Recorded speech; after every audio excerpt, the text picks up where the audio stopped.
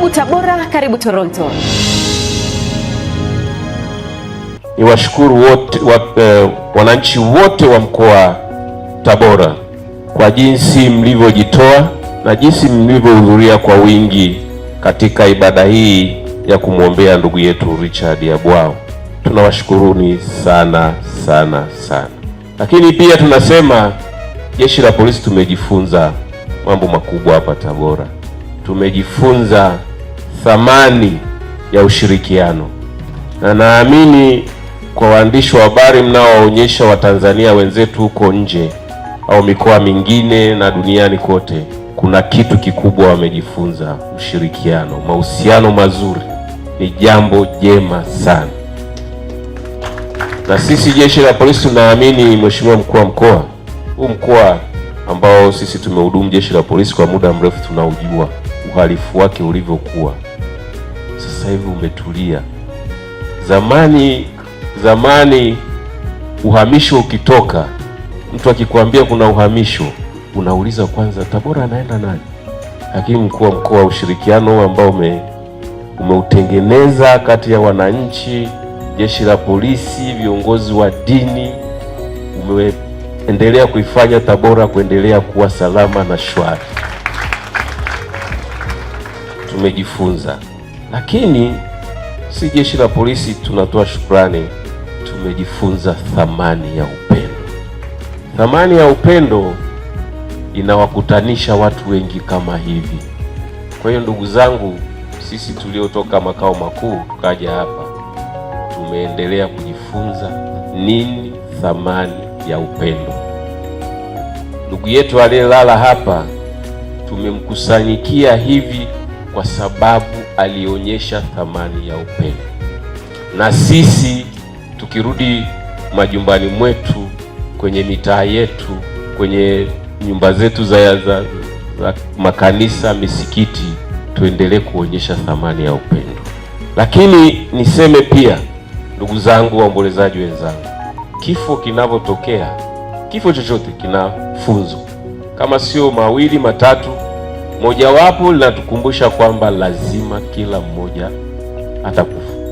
Kwa hiyo usinyanyue mabega sana, kuwa na upendo kama Bwana alivyokuwa na upendo. Tumejitokeza kuja kumwombea leo, lakini kifo kinatufundisha thamani ya unyenyekevu. Kama Bwana wangekuwa mnyenyekevu katika utendaji wake wa kazi, ni wazi kwamba tungekusanyika kwa wingi namna hii.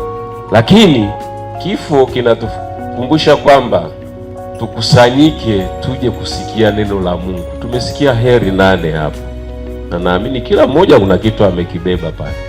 Heri wapatanishi, maana tukapatanishe huko nyumbani kwetu. Nilikuwa naongea na schoolmate wangu Father Juvenali, asante Mungu, kabla misa haijaanza. Mimi nikiwa seminari, nikiwa kiranja mkuu, alikuwa msaidizi wangu. Nikawa namwambia, unayaona duniani sasa hivi, kanisa linatakiwa lizame sana, viongozi wa dini wazame sana, turudi kwenye familia, tutengeneze watu wanaothamini upendo, wanaothamini utu, wanaokuwa wanyenyekevu, waadilifu na kadhalika.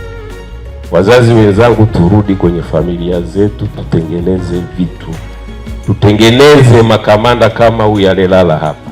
Lakini kifo kinatuambia au kinatukumbusha, nenda hudhuria, usikie watoto wanawaambia nini wazazi wao. Nimemsikiliza ule binti mdogo hapa, amesema wazazi mtulinde. Hicho kifo kinatukumbusha kwamba tuwalinde watoto wetu. Tumeacha kuwalinda, wanatendewa ndivyo sivyo. Lakini la mwisho, kifo cha Yabwao kinatuambia tuache vita ya maneno.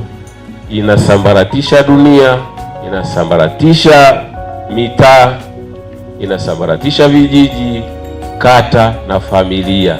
Tuache vita ya simulizi. Ndugu zangu, kifo kinatukumbusha hivyo, kwa sababu tukishasambaratika, kila mmoja akimchonganisha huyu, akijenga chuki kwa huyu, akifanya hivi, hatutakuwa na taifa lililosimama kama inavyosimama Tanzania sasa hivi katika amani, utulivu na usalama.